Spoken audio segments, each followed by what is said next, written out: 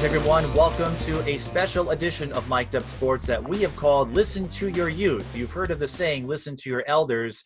But when it comes to subjects like police brutality, race relations, and other issues involving systemic racism, the youth have a lot to say as well. We have 5 players from 5 different schools in this virtual roundtable who will share their thoughts today. And before we begin, why don't you guys introduce yourselves to the masses in case our audience hasn't heard or seen of you before?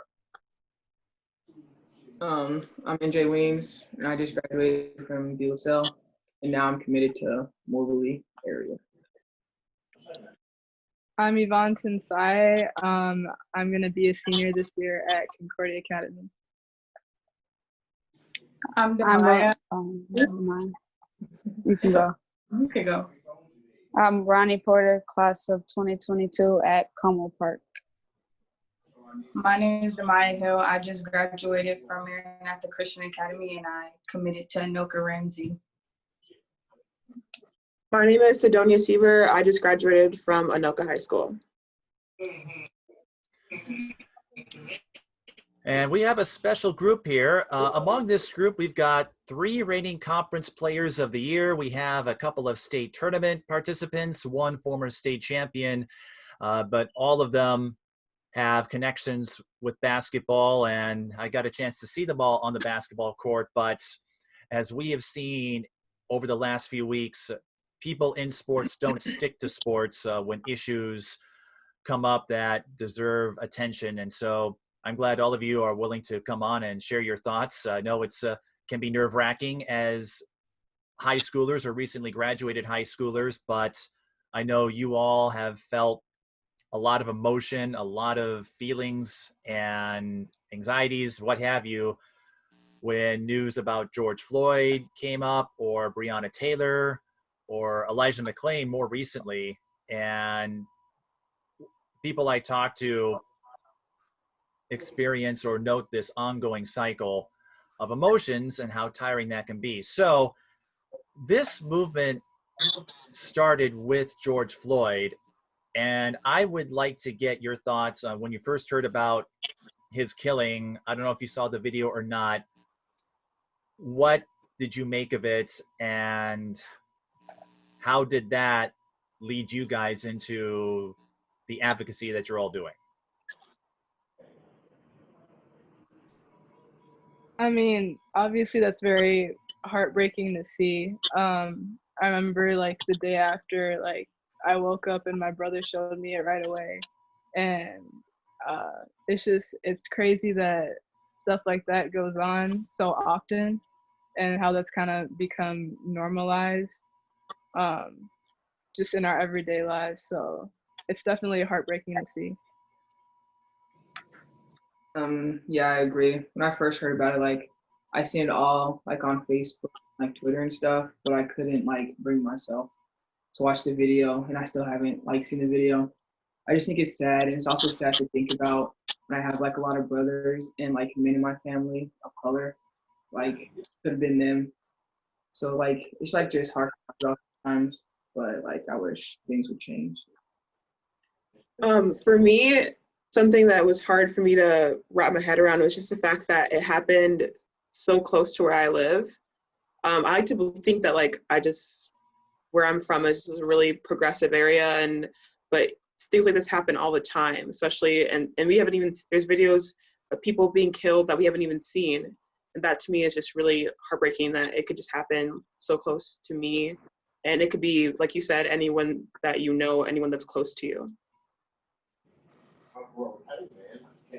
Yeah, it was really heartbreaking for me to see that, because it's just, when is there going to be change? Like, it's sickening to see people like that in those positions of power, and for it to take this long for a little bit of change to start happening, it's crazy. For me, it's like, it's sad, but you know that it's been going on for years, so we don't know if it's going to stop or when it's going to stop. So we just got to try to make a change ourselves and with our people.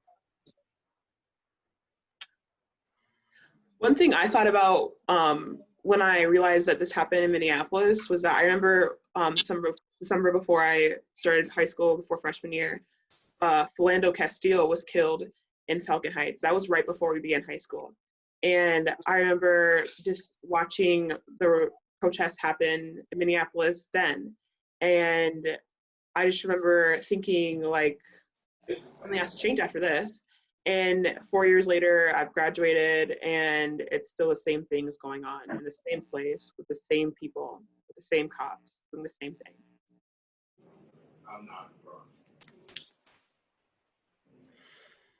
And Ronnie and Sedonia, what you said really strikes a chord with me, because I wrote a series of stories when the Lynx chose to honor Philando Castile 4 years ago with the Change Starts With Us campaign, and how that served as a forerunner to what we're seeing now in pro sports. But as you alluded to, you guys, some of you started high school in the wake of his death, and then 4 years later you see it happen again. And at least by my count, it's happened in Minnesota at least 3 times where unarmed Black men were killed when they shouldn't have been.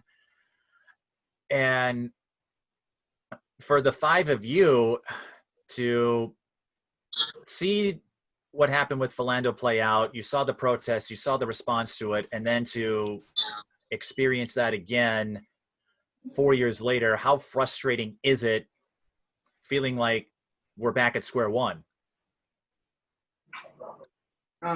It's very frustrating, especially like with people out there protesting, like activists actually like dedicating their lives to trying to make a change. And it's like no one's listening to them.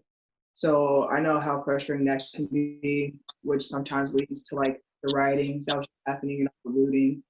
And then people make it seem like, you know, we're overreacting, but stuff like this is constantly happening and has been for years.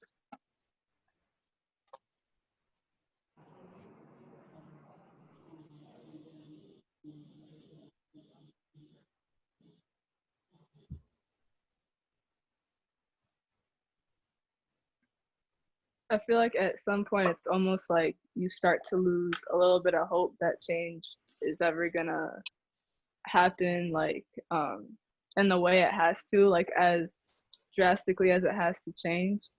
So I don't know, it's just like I feel like we gotta hold on to that little bit of hope that we have left if there's ever gonna be a major shift in our communities and in the way like we function as a society.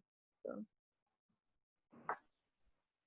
And like once you look around, like you see people commenting more about the rioting and about people tearing down stores that could be rebuilt it in months, and people like aren't seeing like people's pain has been happening for years, and people are tired, and now they're trying to get people's attention, but some people are still stuck on, oh, this building is getting burnt down, and stuff that isn't really important to the fact that there's people of color getting killed every day by stuff that shouldn't be happening.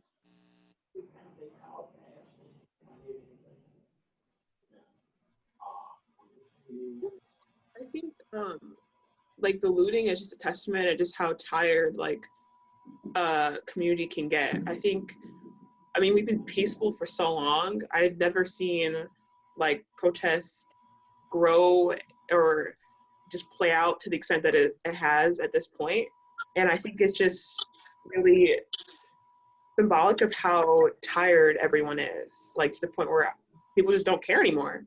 I mean, I've seen videos of like, or I've driven by places that have been burnt down, and I think it's really chilling because it's just like, you can feel like the spirit in the air of people just wanting change.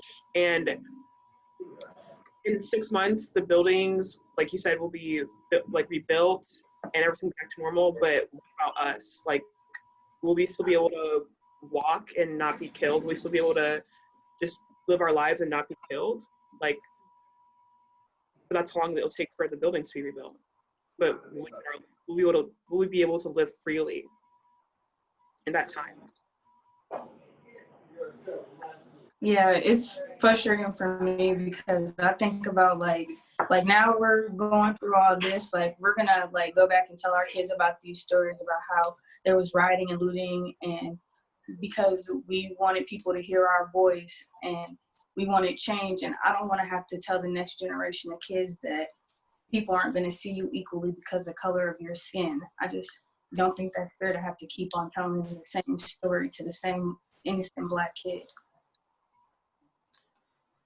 For the five of you, do you recall any stories, and you can be as frank about this as you wish, but any stories, incidents, or even the first time you were impacted by an experience involving prejudice or racism that emphasized or illustrated the difficulties that you have to face that people like me don't necessarily have to worry about?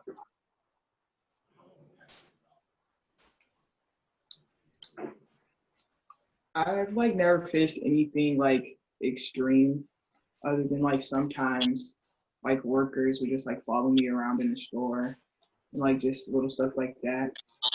But like nothing like that's going on today. Yeah, I think like it's the same for me. Like I haven't experienced anything like blatantly like racist like to my face, but I think on like a weekly or like daily basis, like just little like comments like microaggressions, just being like, oh, like you talk white, or like always people trying to always like touch my hair and stuff like that. So yeah, I haven't experienced like anything extreme, but like even being like pulled over with like my brother and the police like calling back up for no reason, like it's just stuff that it's just really like a daily thing that you live with. So So an experience that I had with racism was, so my sophomore year, I went to Roseville Area High School, and I went to my basketball banquet, and I got a piece of hair weave from my teammates. And they did it because they said it represented me as a player. And I don't know, I haven't like talked about it because like it upsets me still, but like, yeah, that's one experience that I had. I think I think I haven't really experienced like it personally, like experienced like racism personally, other than like microaggressions like the others said. But I've definitely like witnessed like blatant forms of racism around me, like just scandals at my school, like with people that I know, of saying like racial slurs, the N-word, or just seeing things on social media about, even with this, like from people that I know saying really just ignorant, disrespectful things about everything that's been going on. I think this year, well, my sophomore and freshman year, we had played like suburban schools, and like just because we're beating the team, we got called monkeys and zoo animals and etc. So that's really it for me. And whether it was microaggressions or macroaggressions, whether it was being followed in a store or hearing derogatory names or getting hair weaves, just all of these incidents, how did that make you feel when you had to bear the brunt of those incidents? For me, the toughest part about like dealing with microaggressions, like especially at school, is just knowing that no matter how I react, I'm gonna be made to be the villain. No matter what people say to me, I'm somehow the villain, no matter how I react. Like if I say anything back, if I retaliate anyway, then I'm the angry Black woman. I'm hysterical. I somehow deserved it. That's, for me, is something that I've had to like figure out how to deal with my entire life, especially going to like, I go to a majority, or I went to, sorry, it's tough to like change from, but I went to a majority white high school, and I just, knowing that even if someone was blatantly racist or someone did something in front of me that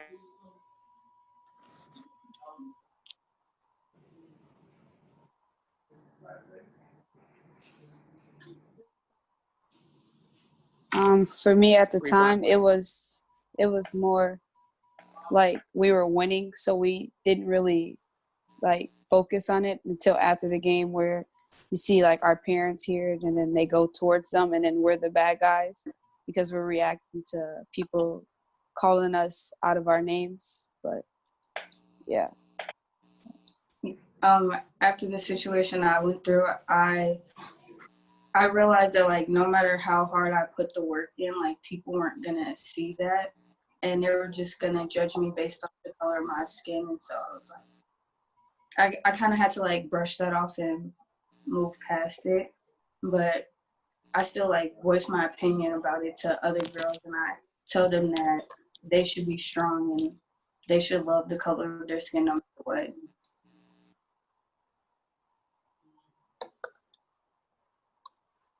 Yeah, that's the hard thing about it, is like no matter how you react, like somehow you're always gonna be in the wrong for some reason. So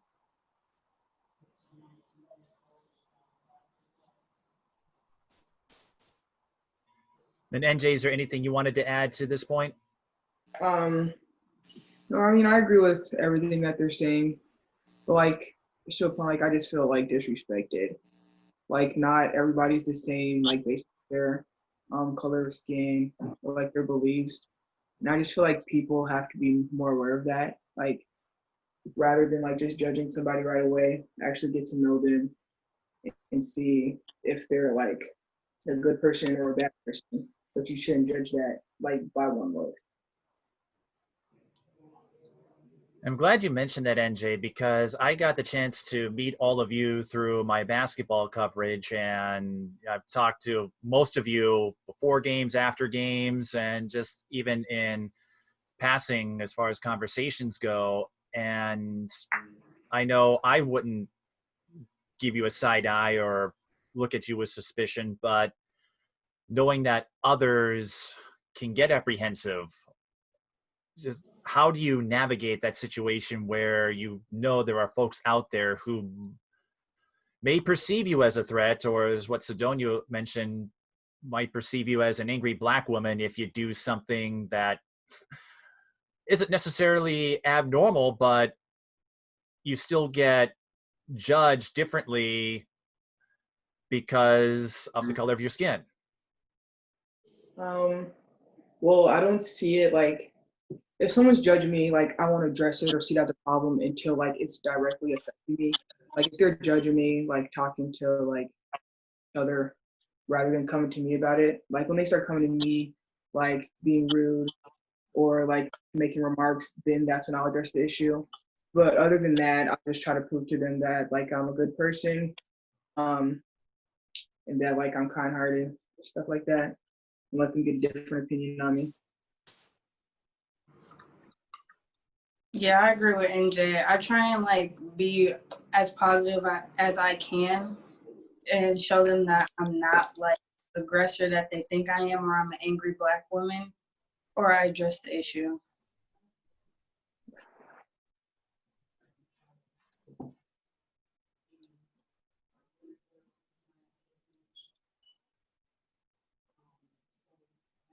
And Sedonia, you were cut off when you were discussing the school you went to with Anoka, but that's another point I wanted to bring up, because some of you have gone to inner city public schools, others have gone to private schools that are in the inner city, but the student makeup can be a little different. And in your case, Sedonia, you went to Anoka and well, I guess hang around in Anoka for college, at least for the next couple of years. But how did your experiences in school, whether it's high school, middle school, you can reference whatever you'd like, but how did that shape your perspective on race relations, if you understand where I'm getting at? Well, it's tough because that's kind of all I know. I mean, I've gone, before I went to Anoka, I went to Andover for elementary school. I've lived in the same city, gone to school with the same people my entire life, so that's kind of all I know. But I mean, I think it's tough because I feel like I've always just looked for people that were older than me, like whether it was teachers or just like people in the grade above me to just kind of look up to just help me get through like going to school where people don't look like me or have the same culture as me or whatever it may be. I think that's really helped. Just finding people that understand what you're going through a little bit. Because I mean, I have friends that are white and I've made friends with people that are white, but they still don't really get it. Like if I try to explain to them that someone was following me in a store, they won't really get why that's so harmful or so hurtful, or they won't get why touching my hair or trying to see who's darker because they got tanned, like why that's offensive. So it's just kind of like, I don't know. But I think when you have safe spaces with people that are like you, it makes like growing up and just getting through whatever it may be a lot easier.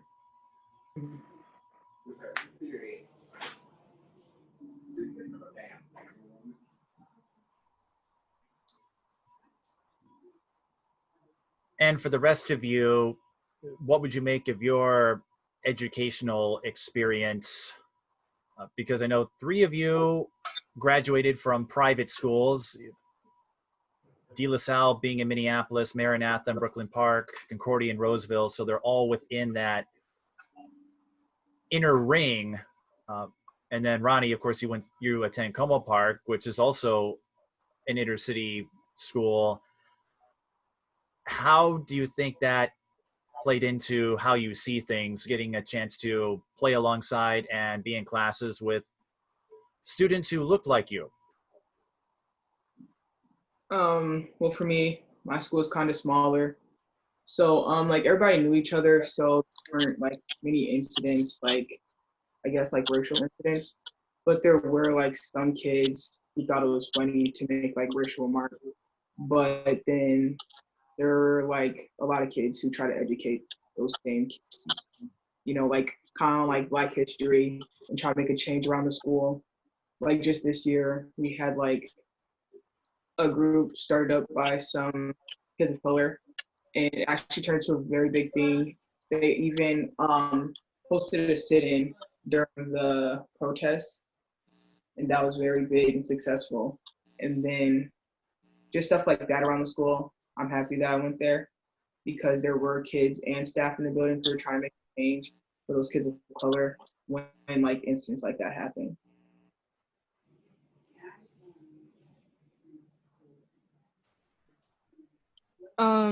For me, like the school I go to is predominantly white. I'm one of very few Black kids in my school, so like Sedonia was saying, like there's not a lot of representation. So like looking for examples of people who look like me to like look up to, it's not really there as much. But also like when I was like little in like elementary school, I remember I actually wanted to be a police officer when I grew up because I thought police officers couldn't get in trouble for anything. And that just like goes to show like, I guess how messed up things really are, that like as a kid, I wanted to be a police officer so I could protect myself rather than protect other people. So, yeah.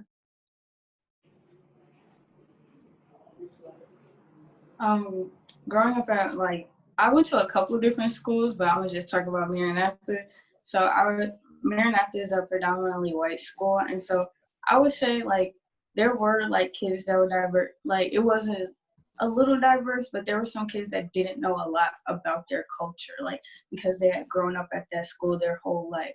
And so a girl had told me one day, like we were talking about colleges and stuff, and I said, would you ever consider going to an HBCU? And she said, no, I'm not Black enough for that. And I said, what would make you think that you wouldn't fit in? Like, what would make you say that? And so it just shows like how like much they push you into a shell of yourself and make you feel a certain way, just like in society. That kind of sucks. Yeah, there was like a few kids like that at my school. They were like mixed, and they always felt like they were too whitewashed or like too white or to hang out with like Black kids, or too Black to hang out with the white kids. And I think that's a problem too. People often push like the mixed people away, like depending on like other races.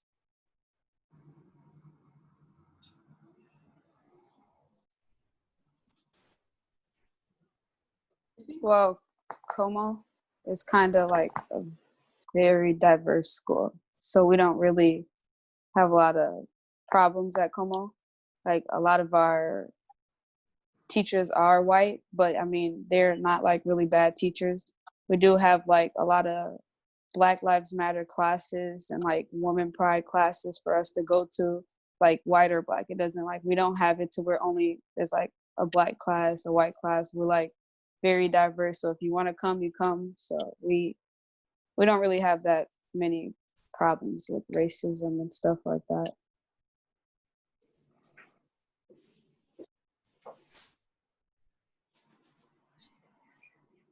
And whether you have a lot of fellow students who look like you, or as some of you noted, maybe you're in a smaller group at a place like Concordia or Anoka, how do you use your position or your platform? How have you used it to help educate others, whether they're fellow Black students or people who are white or don't fall into that category, or however you see it? How do you use yourself, your platform, to help educate others on these issues that you have to face? Especially like during this time, I've been using like my social media a lot more, just like posting a lot more stories than I would ever usually post and stuff like that. Just because I feel like race isn't really talked about like in my community. Like it's not really seen as an issue, like racism isn't. So I think just trying to get people like make people aware of it. And so like anytime they come across my story, it's like, okay, like Ivane actually like cares about this. Let me see what she's talking about, you know, stuff like that.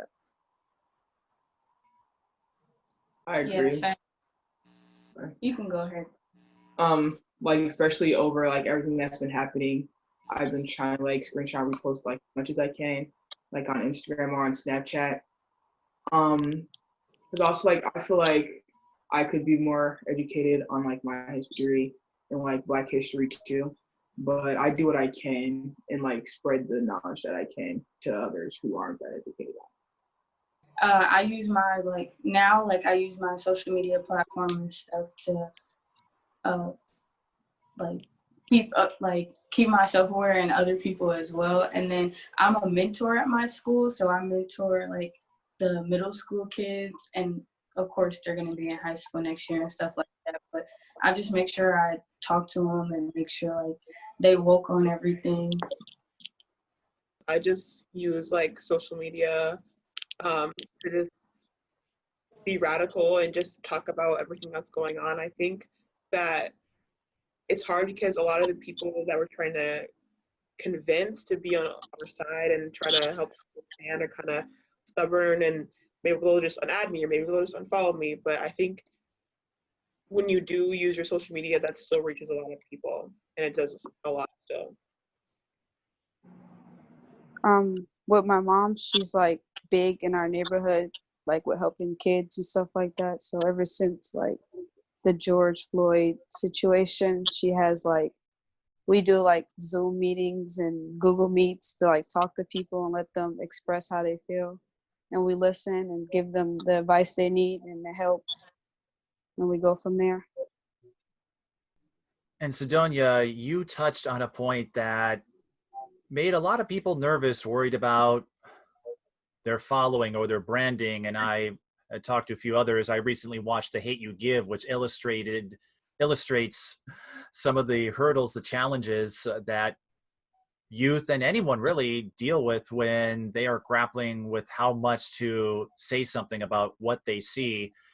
So what led all of you to become advocates on social media and elsewhere? What was the tipping point, if you will?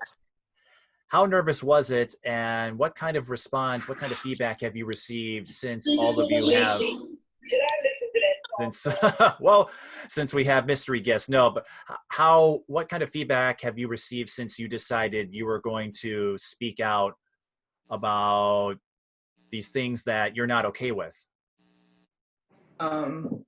Like the feedback, I mean, I would say like that feedback is like most of the people screenshot when I post and continuing to like spread the messages that I've been spreading. So that's good because they're still like spreading the word and spreading awareness to those like who need a better understanding, I guess.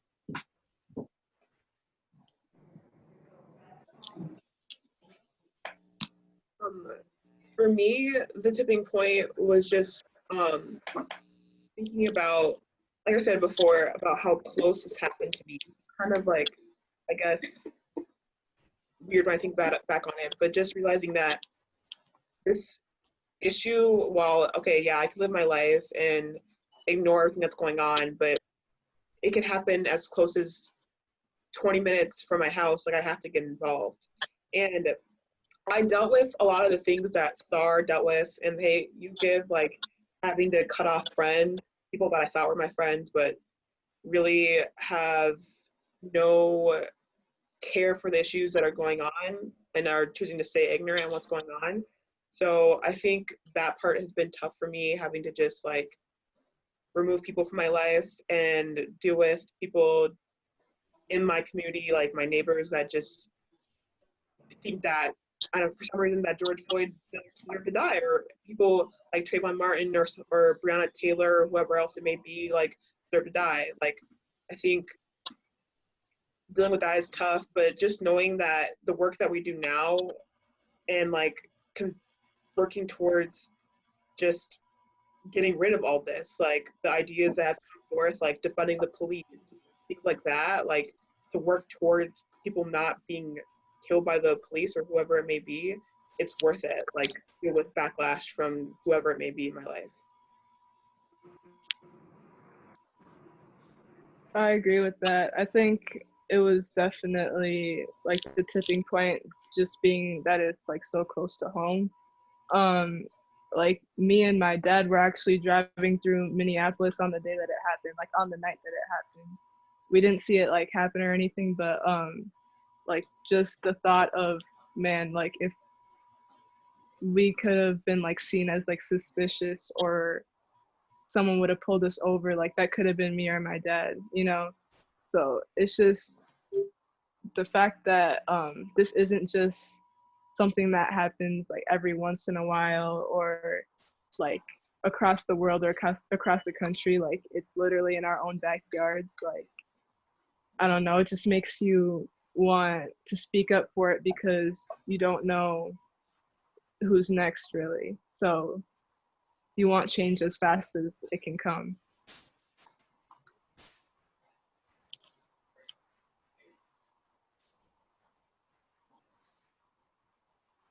And then Demaiyah, Ronnie, is there anything you would like to add to these points? Yeah, I kind of agree with, I mean, like I go with what they say, like it happened less than 15 minutes from where I live. And like I have brothers and cousins of color, and then like Najee's brother is like another brother to me because he's like really close to my brother. So we have to think like our brothers are always outside playing basketball, so it could be them. So it's like we kind of focus more on our family members now, because now this just happening to anybody.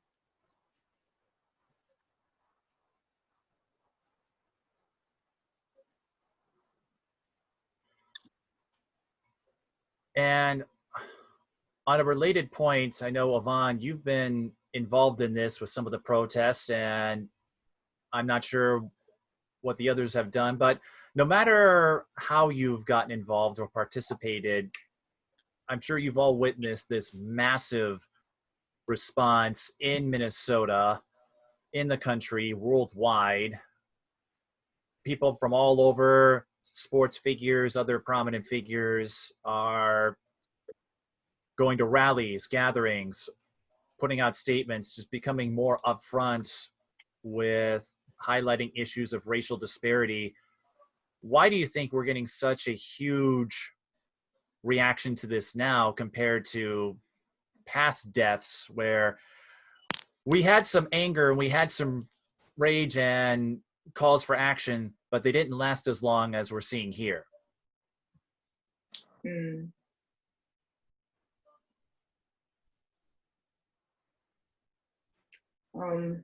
Like over like the years, I do think like this is the biggest like protest and like longest protest. And I think it's because of like how quickly everything's been spreading and like with things evolving, like the internet, so like things are getting out quicker. And so and like when that gets out to celebrities, they have big fan bases. So that's getting out to all their fans and just spreading more and more.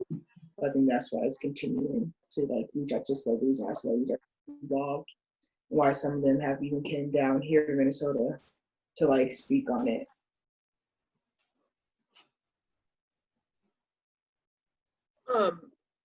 I think I agree with what you said, NJ. But I also think that like a big reason why it's kind of like blown up, so to say, is because I think the video is just so chilling to watch.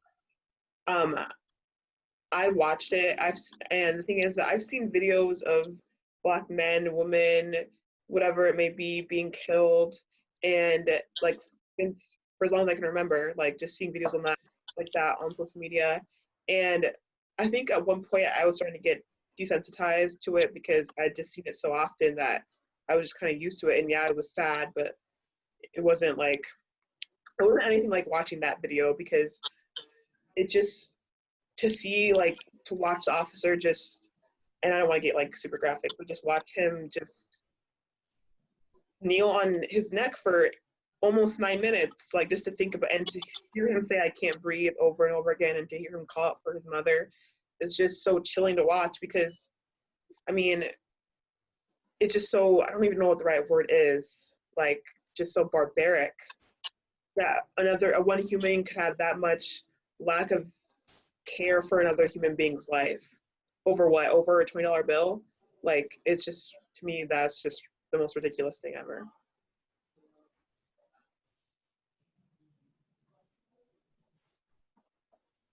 Yeah, I agree. I just feel like we're getting a lot older and we know how powerful we are, and all of us coming together as one and voicing and like making our voice heard, it shows how tired we are of it being the same story but a different man. Like, we need change and we need it now. So I just feel like as we're getting older, we're starting to find our place and use our voices.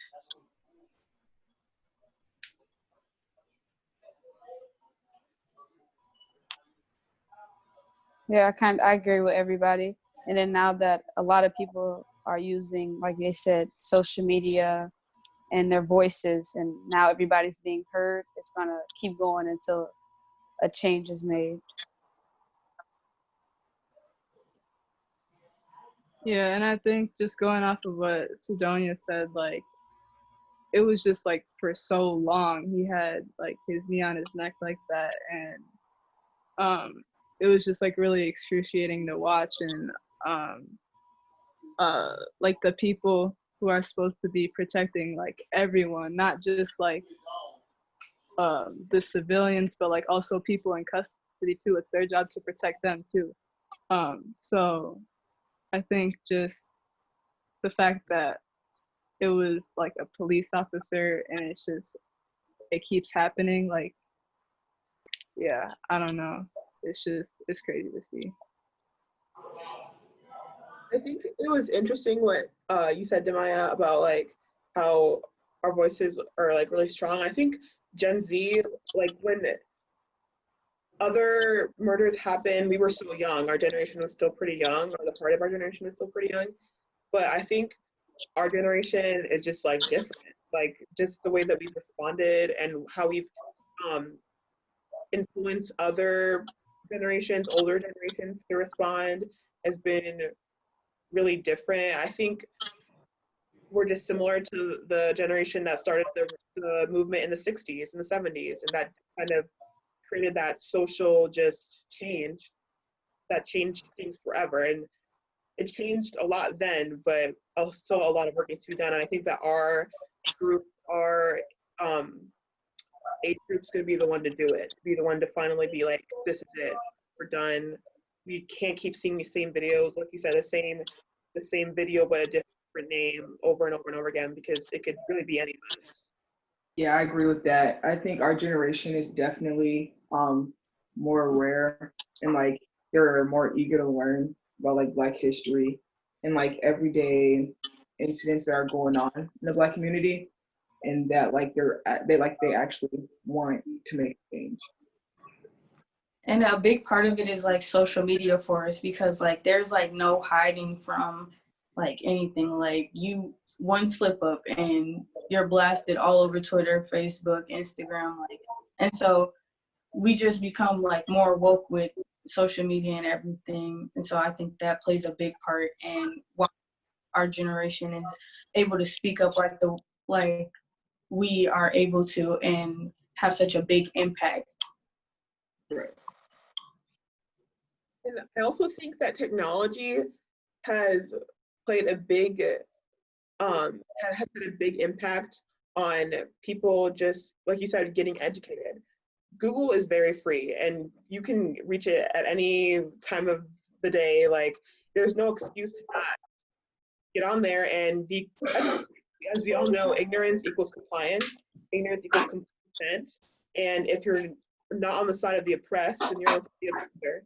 So there's really no excuse for anyone today to claim that they just didn't know or to just not be educated, because it really is so easy to get there. I mean, no one is born just being educated and being sophisticated on these topics.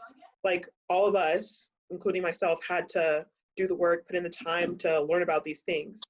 But it's today, like in 2020, it's so easy because we all have phones, we all have access to technology and Wi-Fi and internet and stuff like that. So there's really no excuse anymore.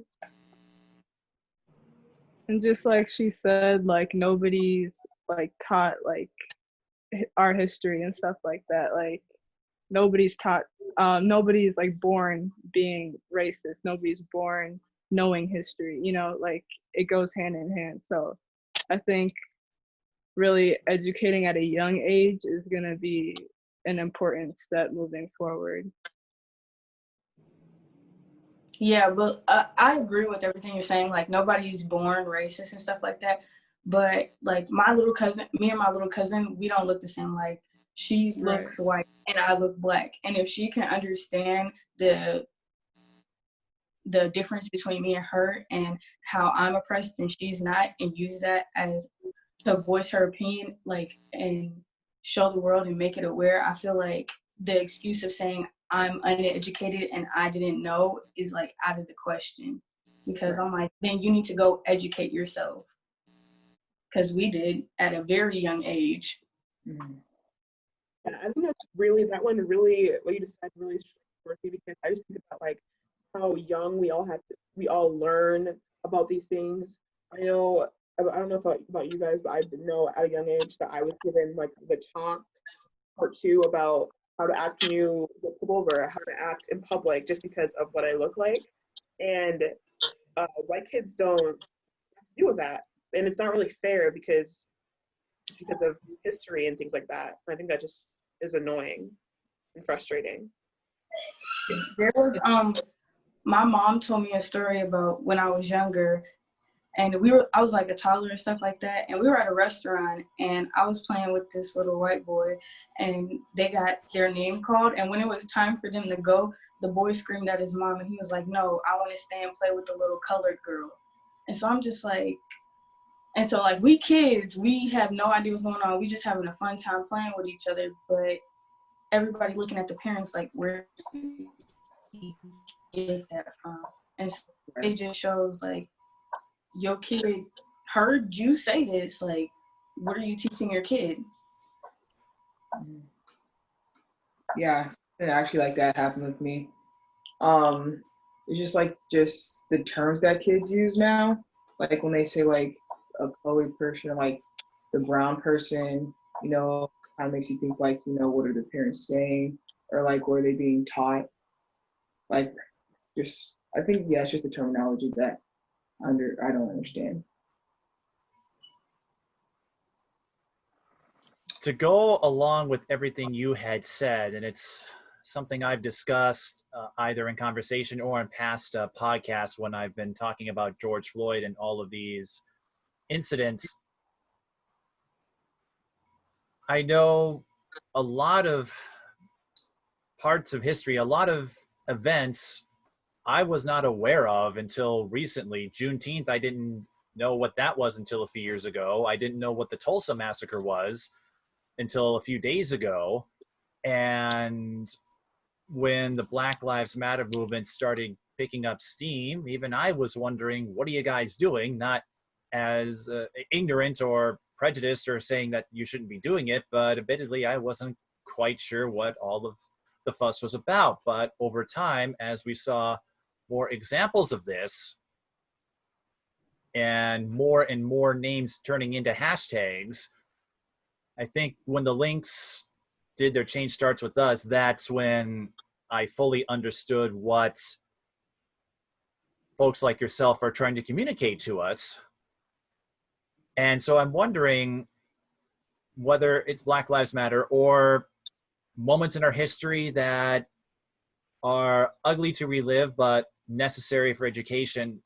Was there anything, whether in school or just doing your research, what have you, any events or incidents in history that surprised you or that you weren't aware of at first that you feel we should all be cognizant of as we continue these conversations?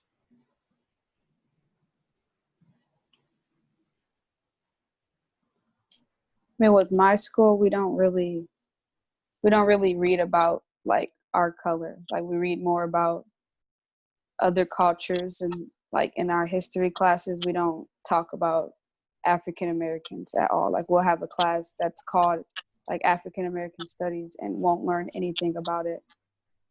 So I don't. One thing I remember learning about, especially recently, was like the Duluth like lynchings. I think that's what it was called. That was really chilling to me to learn that like people would go to lynchings like it was like a show or something to watch Black people be killed. Like, I don't know. I just think that that's just so disgusting and sick.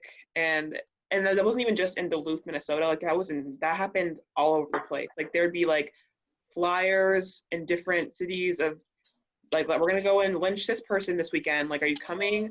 Like that to me is so like, wow. And people don't know about that.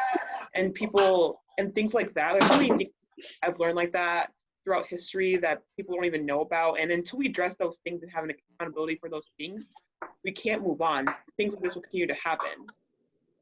Mm-hmm. Ron, are you trying to get a few more steals over there? No, it's family. We tease.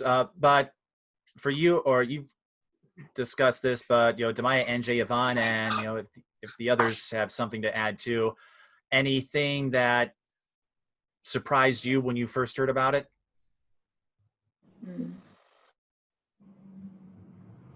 Like there was this thing going on around like on Twitter, I think, and it said like textbooks put like pictures in black and white to make things seem like older than what it really was. And I just thought, like, what's the point? Like, if you're gonna, like, if you want to teach us these things, like, teach us, like, the actual truth about it, and don't, like, try to cover up stuff, you know? I think one important topic that we should talk about in school is Ruby Bridges and how she integrated into schools, because people don't understand like how important that was and how big of a moment in history that was. Yeah, I never heard about Ruby Bridges until this year. Really? Yeah, my mom has been like talking to me about it for the longest time.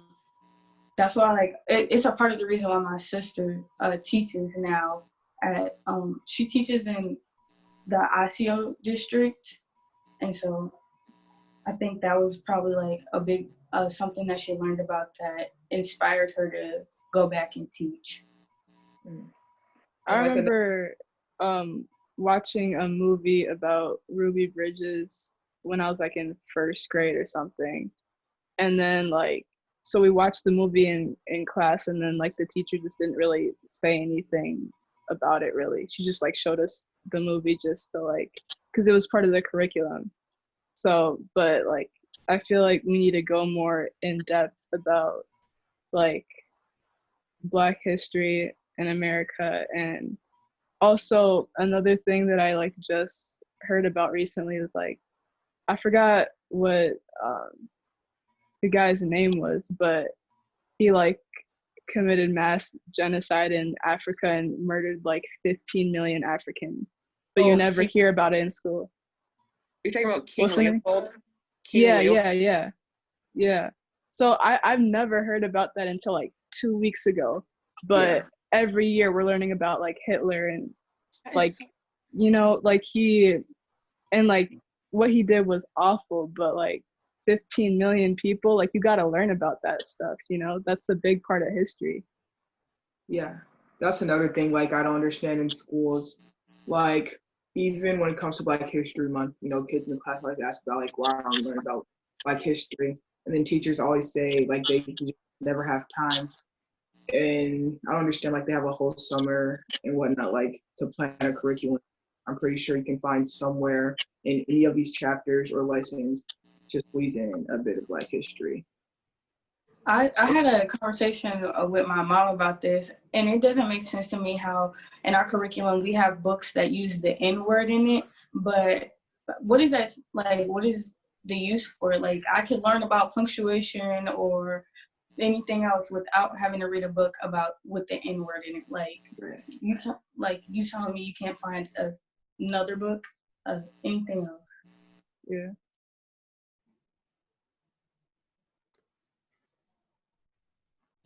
Couple of points or a couple of questions ago, you brought this up, Sedonia, and it's been a recurring theme I've had with these discussions where you've seen so many people die over the last 8 years, and that's just what we see on the news. The Duluth lynchings when it was done for sport 100 years ago, or the bombing that led to the Selma March, that was in the 60s. That's not too long ago in terms of our history.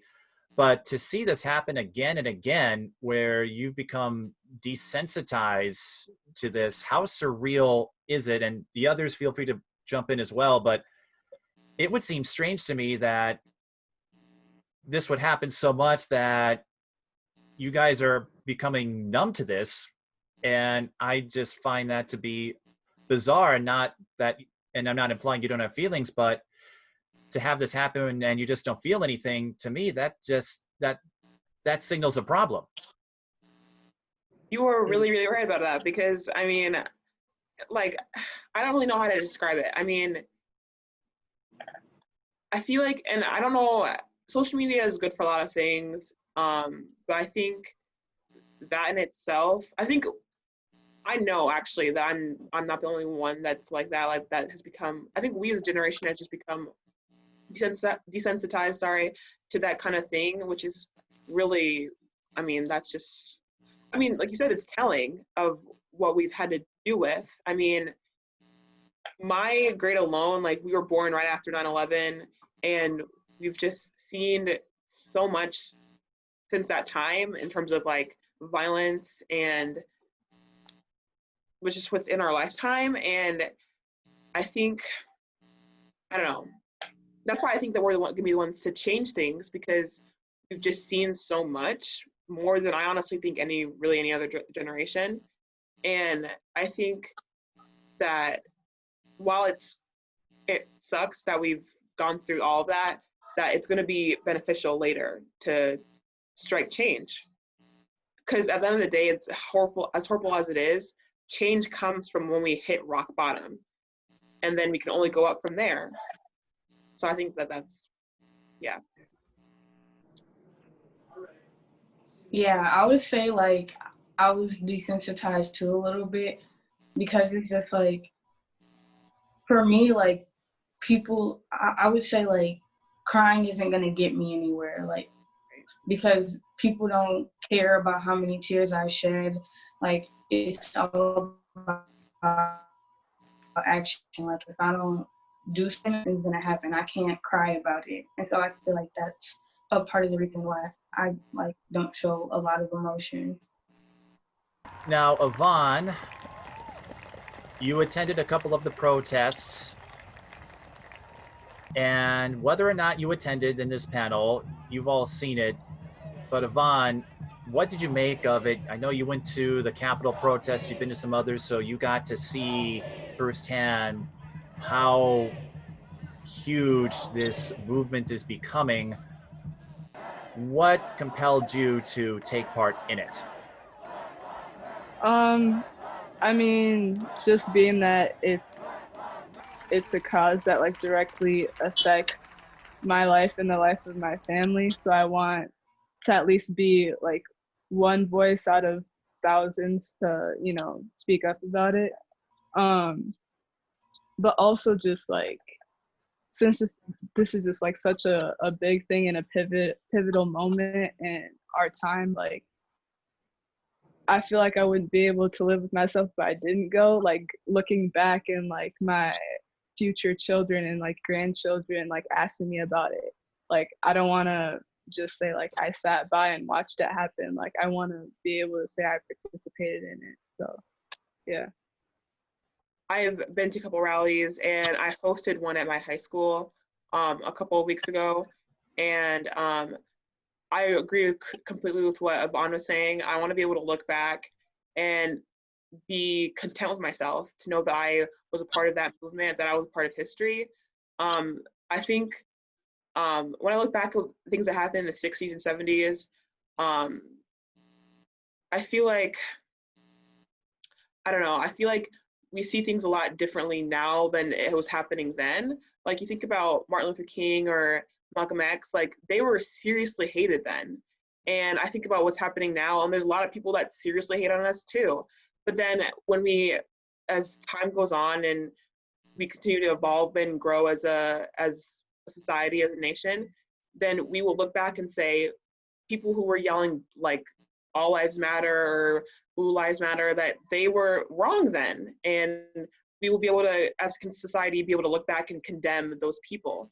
And like Ivane was saying, like we'll be able to, tell my kids or tell people that, yeah, I was a part of history, and we were a part of a huge movement, like, and be able to tell those stories about things that were going on, and not just say, like you said, I sat back and just watched it all unfold. It's part of this worldwide movement where if it's not fans of music per se, it's athletes or other prominent figures that are doing what they can to make sure that voices that need to be heard in this conversation are. That's something we didn't necessarily have a few years ago, as more people were still apprehensive. How do you think that is signaling a change or progress, even though you'd have every reason to be tired, upset, or desensitized, as you were alluding to just a few minutes ago? Well, I just think the culture has just changed. Like, it's just no longer okay to say things like what you're, like I was saying earlier, like all lives matter or the lot or anything else. Like, it's just that we've created like the cancel culture. Like, just it's no longer okay. Like, things like that are considered like blatant racism now. And before, people that were ignorant or compliant only really acknowledge that type of racism, like just like blatant, like I'm wearing a hood on my head or I'm calling you the N-word, like only acknowledge that type of racism. But I think that the barrier between that and microaggressions or anything else has kind of shifted. And so that whole umbrella of it all has just grown a lot. And so I think that there's a lot more to condemn now and to just, there's a lot more people to shun now. I don't know if that answers your question at all, but. You know what? It does. I'm not looking for a specific answer. This is all about giving you guys a voice. But for the other four in this panel, to see a shift happening, I know or at least I presume, most if not all of you would like to see more being done, but to see the conversation, the tone starting to shift in favor of these platforms, in favor of addressing racial disparities, microaggressions, etc. What does that signify for you? It actually, for me, it like means a lot to see like people with like celebrities and stuff like that like speak up about it, because people were like, when Colin Kaepernick took a knee, people were afraid to speak up about it or say anything about it because like everybody's like against him. And so I guess that kind of put us down a little bit back then. But when we all can come together for one common goal, it shows that like we can actually make change. And so I feel like that's like, it's big to me. And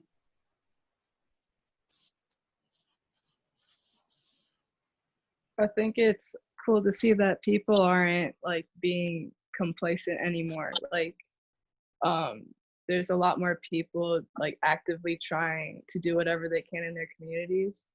And I think that's big in the long run for changing the future. So it's nice that like, I guess being complacent or like not being into politics or stuff like that isn't really like cool to just do anymore.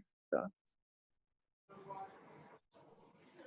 think it's really good that we see a lot of people using their voices and trying to find like resources to help everybody. And now that people are using their voices, the system is I won't say like they're really doing a good job with pitting people away with the policeman away, but it's starting to see change. Like I see a lot of police officers quitting because they really got the job to help people, not to kill people.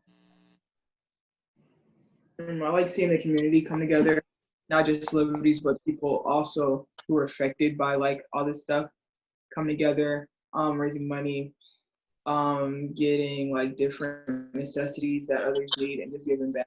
And also like on top of that, the celebrities coming in donating money so that they can help these causes. It's really all like nice to see. It gives like that hope back, seeing like it's a small changes coming through.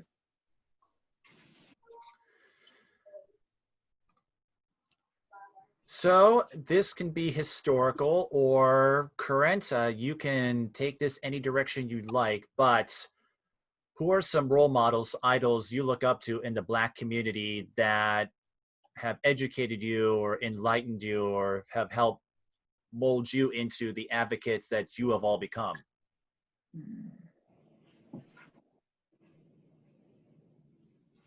I think I really looked up to like Malcolm X a lot, because I feel like for me, especially like I said earlier that I went to an all or majority white high school, I feel like when I wanted to inflict change in my school, I took like the really militant approach, and I kind of just looked at what he did and what he said. Like he was really hated and people really didn't like me for the things that I said and did.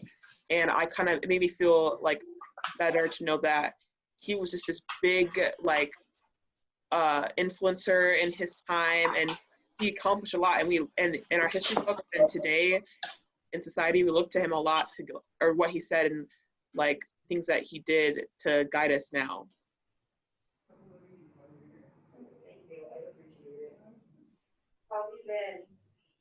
I'm trying to think of one, but like I can't really name just one person because there have just been so many like powerful Black women, like my mom, my sister, Crystal Flint, Nikkiva pounds, and then there's people like that are smaller people like Zerenism and Telly that are out there doing stuff in the community, using their voice. And so I just feel like there's just really like any like Black person that I really come in contact with, just I either uplift them in a way or they uplift me. Like it's people like seeing like NJ as a dominant post player and she plays basketball, or Ronnie, as young as she is, hitting 1,000 points this year. Like you look at everybody and you see just different types of greatness that they bring. Yeah, I agree with that. Seeing like young, like, Black kids like succeeding and prospering, it does give you that fuel and like that motivation to do better yourself. Just seeing like people people in the community doing good overall does bring like a kind of positivity that you need to help others succeed or to want to succeed yourself. Yeah, and I think like being basketball players too, seeing what Maya Moore has done has been really big. Just like her stepping away from basketball to help people and like serve a bigger cause. It's really cool to see that, and I want to make a difference the way she has. So I agree with that. I think like athletes in general too, like you were saying earlier about Colin Kaepernick, like just the way the NFL has treated him and seeing him like just not even care and be like, no, I'm gonna keep fighting for my people and keep like creating conversations about, why am I kneeling? Why am I not standing for the anthem? I think that's really inspirational as well. And Demaiyah, you were talking about some of the role models you look up to in this panel. Ivane, I guess you're a part of this history. You're the all-time leading scorer at Concordia, so no matter what happens, that record is yours. And I don't know how conscious you are about your background and being an athlete of color, but to set that record, to know that when students go to that court, they're going to see your name on the top of the all-time scoring list at Concordia Academy and provide a bookmark to the notion that folks like yourself and all of you can be great basketball players, but also amazing citizens and advocates. So Ivane, how do you think your little piece of history can help move this conversation forward? yeah, well, I'm really thankful for it. Just like because it's a big record, but also like I'm probably maybe the only one that in the school history to have that significant of a record. So like I already see like the impact I'm able to have on just like even the middle schoolers that come like that are coming up to the school and stuff like that. So man, like I really just want to do my part and like get people to be aware of everything that's going on. But yeah, I'm really thankful for the position I have at Concordia though.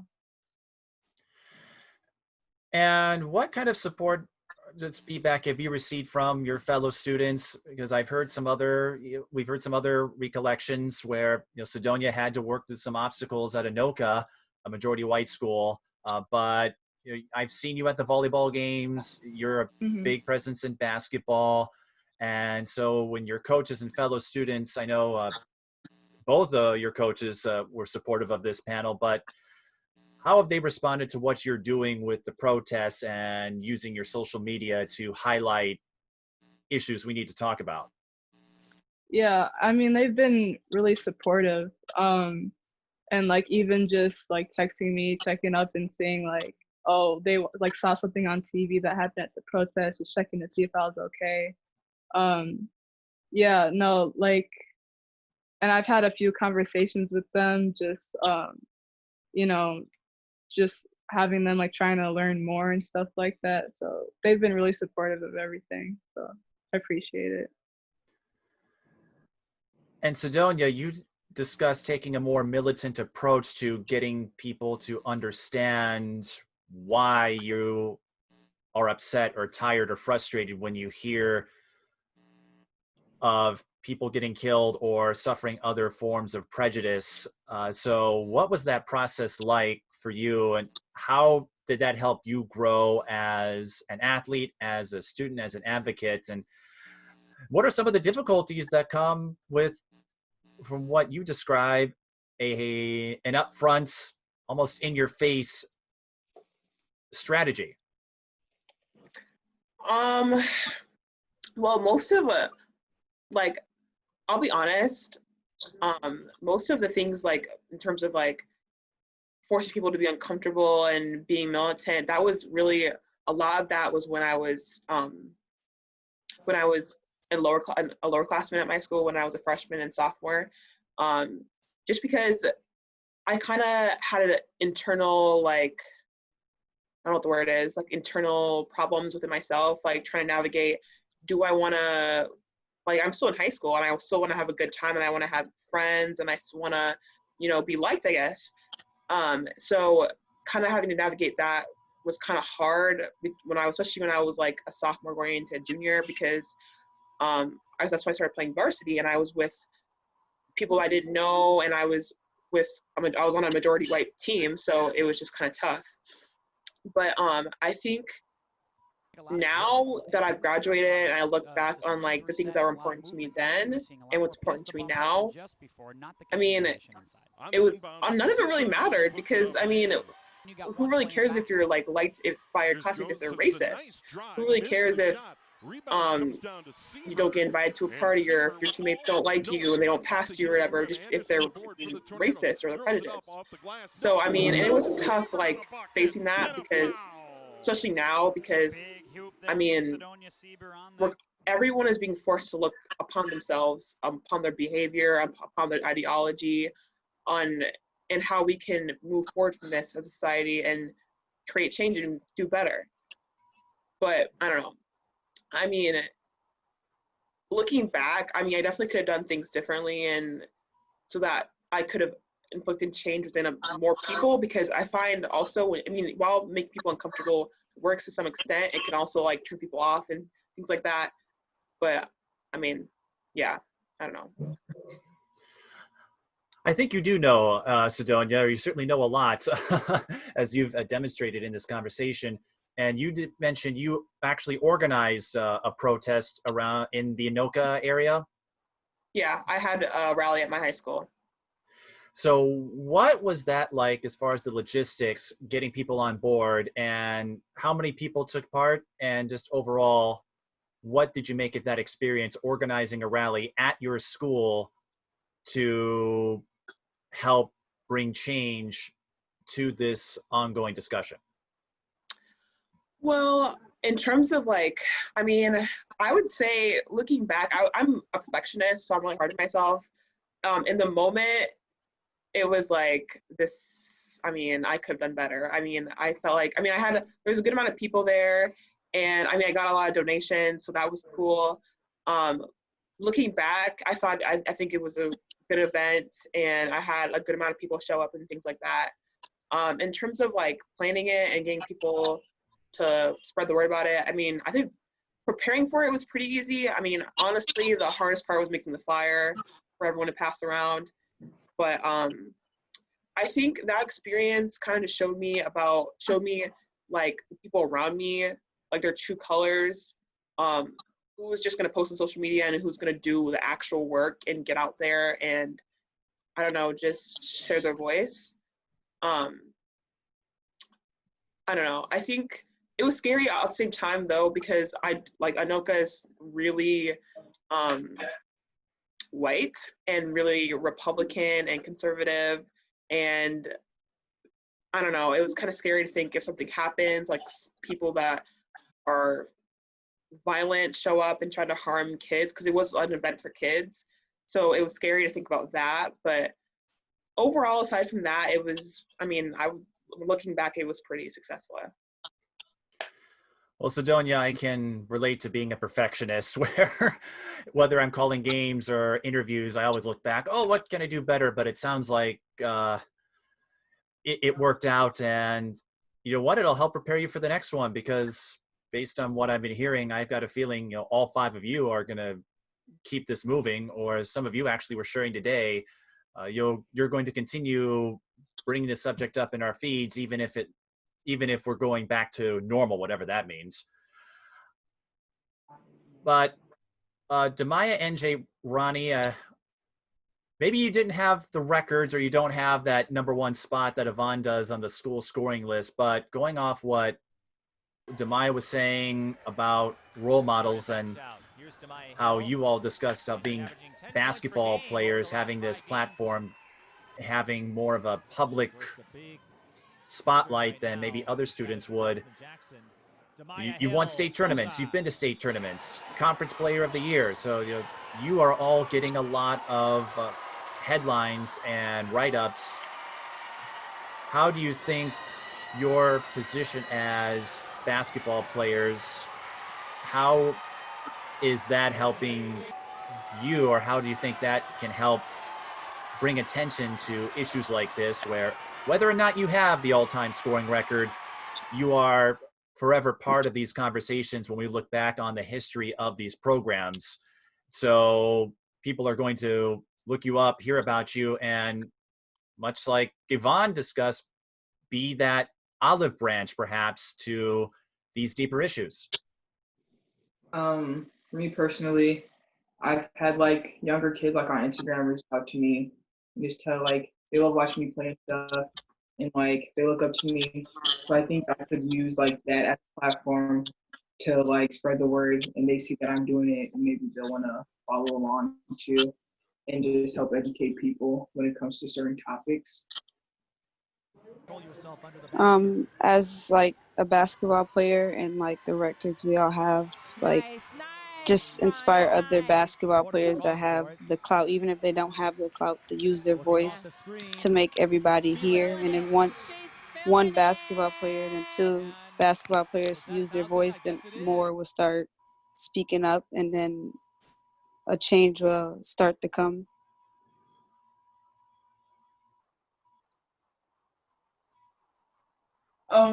I would just say that it's important because like it sometimes, like when I was like starting last year when I was captain, I didn't realize how many girls like looked up to me. I thought I was just like just gonna play and it was gonna be like good and fun and stuff like that. But I had a lot of girls like calling me late at night and stuff like that, like talking to me because and these were like some of the Black girls. Like I talk to all the younger girls. I don't like shut anyone out, but it was just most of the Black girls because they didn't know how to feel because they felt mistreated. I was just like, I understand, and I know it like is hard right now, but it'll be worth it in the end. So like just keep pushing. And I would say for like Ronnie and NJ, like you guys have like more Black girls on your team, so it's a little bit easier to communicate with the girls and stuff like that, or communicate with the coach because you guys have Black staff, like, and so it was hard for them to communicate with the coach about how they were feeling because then they would be like, oh, you're pouting or you're coming off as aggressive. And so I feel like it's important for us now to use our platform to show that we are powerful, strong Black women that can hoop, and show that to those younger girls too. Yeah, that you say that.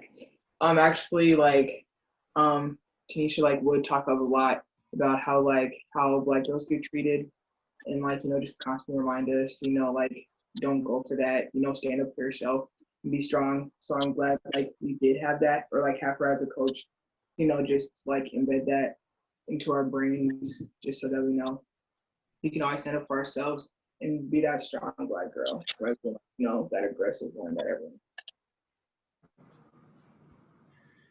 And it's okay to be aggressive. Like, it's not a bad thing. You playing basketball. It's a physical contact sport. Like, so what? Like, let them think whatever they want when you out there on the court. When you win, there's nothing they can say. Now, this is a question I hope all 5 of you can answer. No matter how many struggles or obstacles that you have faced as athletes, as students, as people, just growing up, being Black women, what do you enjoy most about being a Black woman?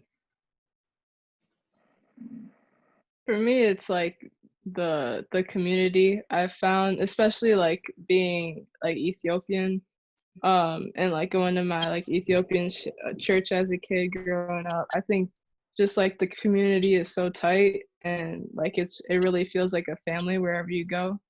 So I mean, that's the part I've probably appreciated most out of anything. The part I appreciate most is like some people like understand that we have more struggles or problems to face, and that makes them like root for you like 10 times more. So I feel like I do have like a lot of supportive people behind me, and that like I have like a lot of people that I can confide in while being like a Black woman. So that's what I admire most. Yeah, I would say I love my community, like, because let me start over. I would say that what I love about myself is that I have a community that supports me and uplifts me. And so when I'm like going through like little things, they'll tell me like, what are you stressed about? Like, you got it. Like, just keep going. And so that's what I love about being a Black woman.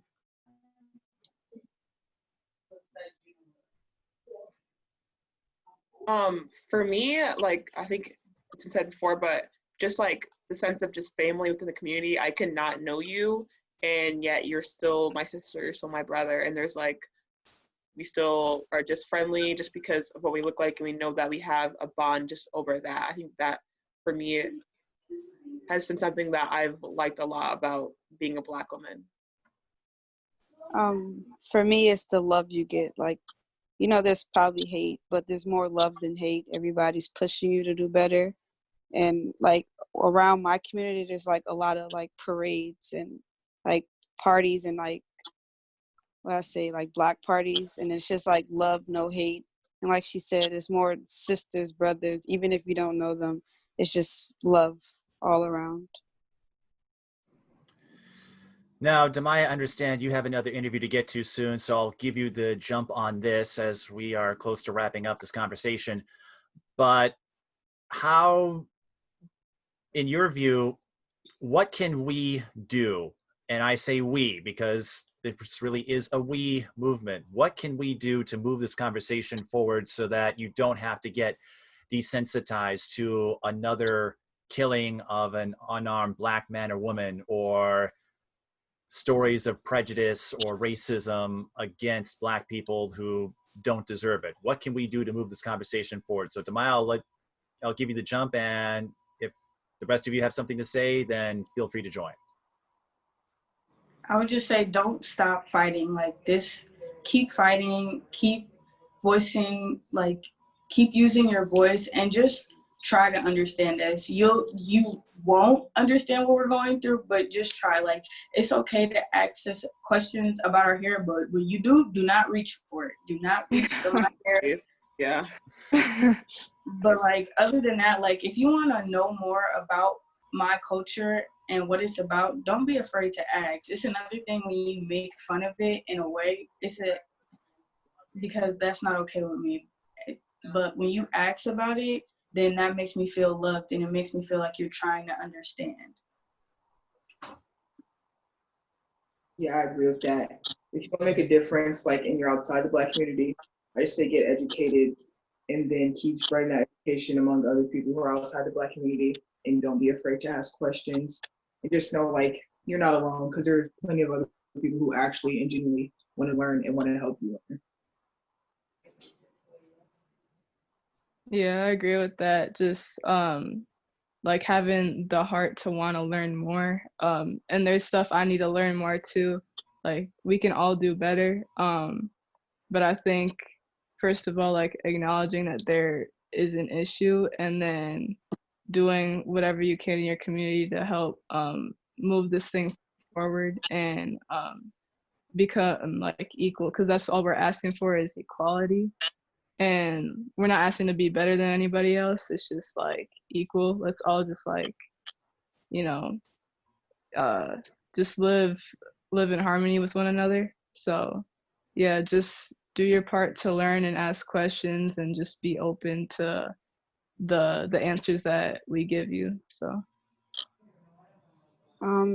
Just like we know that you won't feel like our pain, like in how we really feel physically, but just to know that you care and that you want to know that like what we go through and that you're helping and using your voice just shows a lot. For me, I feel like accountability is a big thing.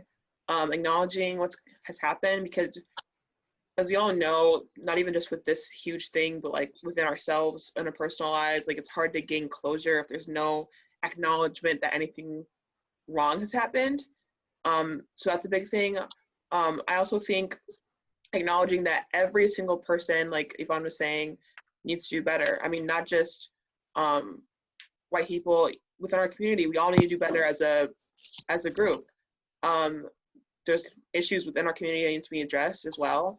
And in order for us as a society to thrive as one, we need to do that as one, get better as one. Well, Demaiyah, if you have to run, I want to thank you for taking part in this conversation. And I just want to let the audience know you can see her getting buckets at Anoka-Ramsey whenever we are able to have games again. So, Sedonia, you might have you'll have someone to root for when you become a student there, perhaps, unless you join the team. So, Demaiyah, thanks again. And the rest of you, if you don't mind, I have just a couple more quick questions to wrap up this conversation. But once again, Demaiyah, thanks for coming on and sharing your voice with us. Of course. Thanks for having me. It was fun talking with all of y'all. Y'all have a blessed day. For the rest of you, since we were talking about movies and television and other events, so go off this point about what you admire about being Black women and using this platform and how we can change the conversation.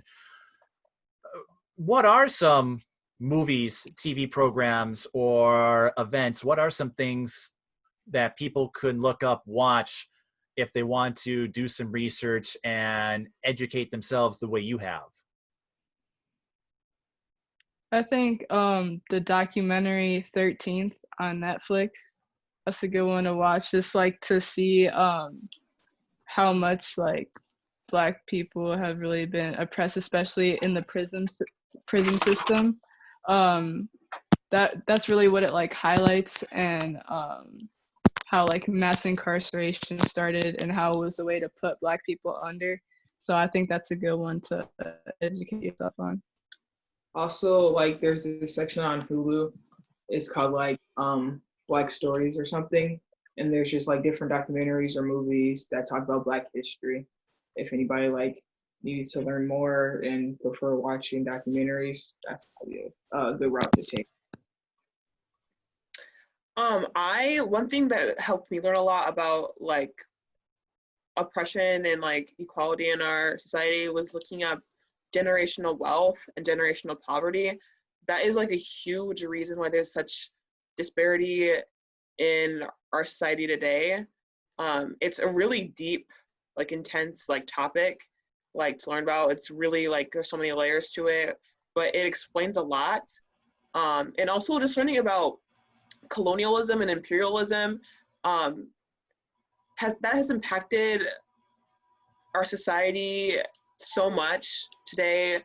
Like learning about like Christopher Columbus and like Ivane was talking about earlier, King Leopold, like those are mass murderers, like perpetrators of genocide that people don't even know like about.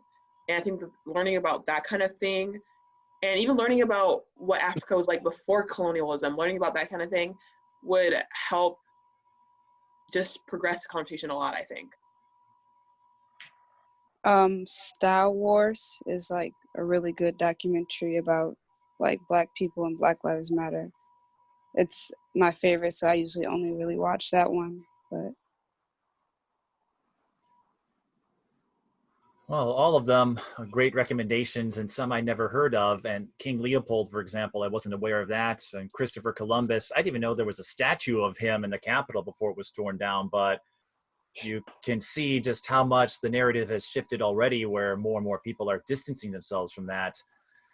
Now, this is a sports podcast, and so I do want to end on perhaps a more lighthearted note, since you all are athletes, whether you're moving on to the next level in college or moving elsewhere. You all got to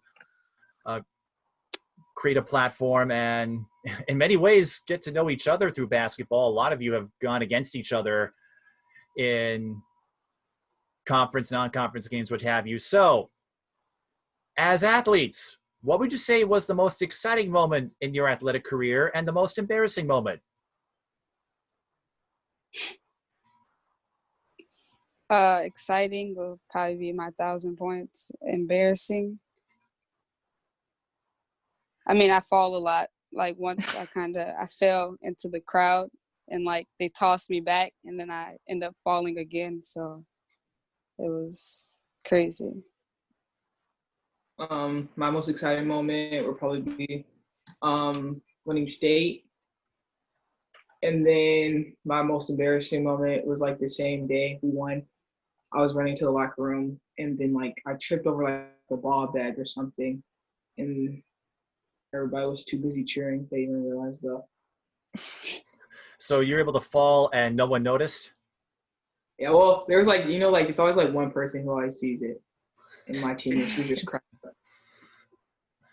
Well, at least it happened when you won state, so, or after you won, so, or the same day, so, so that memory didn't last long. And then Ivane and Sedonia, what do you have?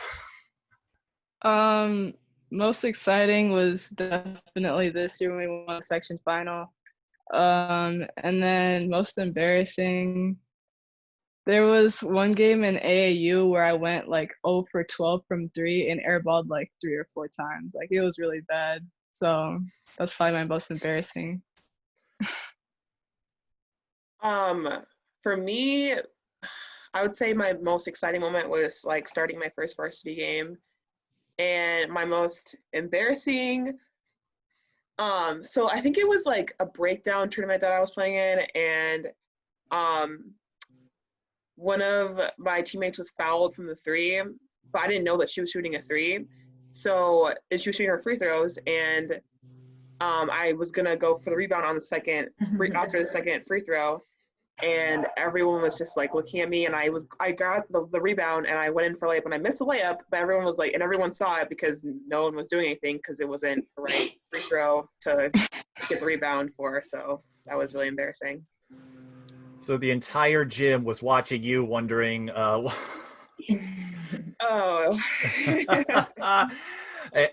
Well, Ivane, I have to imagine after going 0 for 12, I'm guessing you swore never again, and that's why you were second, I think, in the state in 3-point field goals this year. Right. Yeah. Well, Sedonia, if it makes you feel better, I remember covering a Holy Angels DeLaSalle game, I think it was, and the refs weren't familiar. I think it was Elena Jones who got fouled, but no one realized she had to shoot 2 free throws, so she missed the first. And then I think there was about a minute or 2 of game action, so she got a putback, and no one realized that she still had to shoot a second free throw, so the refs had to stop. I remember both coaches yelling at the officials, and we spent about 5 minutes sorting out how much time was left on the clock, and they had to take away a basket. It was one of the most bizarre sequences I've ever seen. Yeah, that was crazy. That's right. You were in that game, NJ. So, yeah. Well, a lot of time in between before they even caught on. And I just remember calling and I'm going, wait, what's happening? But, well, and I've covered so many games, I would say it's hard to find one exciting moment, because I think what I enjoy most is getting the chance to know all of you, or sometimes, I guess embarrassing in a good way is when Sedonia, I guess I'll call you out on this, players or like yourself or fans recognize me from my YouTube channel, and then my face turns red. I had a kid ask for a picture in December of this year, and I'm like, what do I do? Because I'm not used to people recognizing me. Because it's like, I'm not the star here. I'm here to give you guys the platform and to share stories about you. But that's what I admire most. But some of the rivalries or getting a chance to see teams or schools or communities I never would have met just by reaching out and, hearing about all you guys. But I'd say most embarrassing are when I botch names, which happens sometimes on the programs. You just read it wrong. So if I get a name wrong and I don't realize it until later, and then I go back, watch the tape, and it's like, oh, they're going to remember that, aren't they? But, and I think it's not only exciting to see all of you as players become either the stars at your school or even just use it as a way to build yourself up, build up community ties. Not only is it exciting to hear about all the titles and the points and the rebounds, but to hear how all of you are contributing to this movement in your own way, and to have all of you come together today. I'm really proud I was able to make this happen, and I hope you all felt the same way. I know I learned a lot through this conversation, and that's why I do it. I'm guessing you all did too. So I just want to say thanks to all of you for putting yourself out there.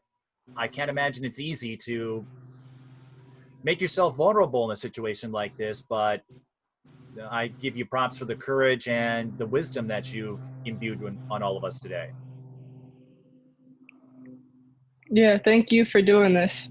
Yeah, thanks. Yeah, thank you. Thank you.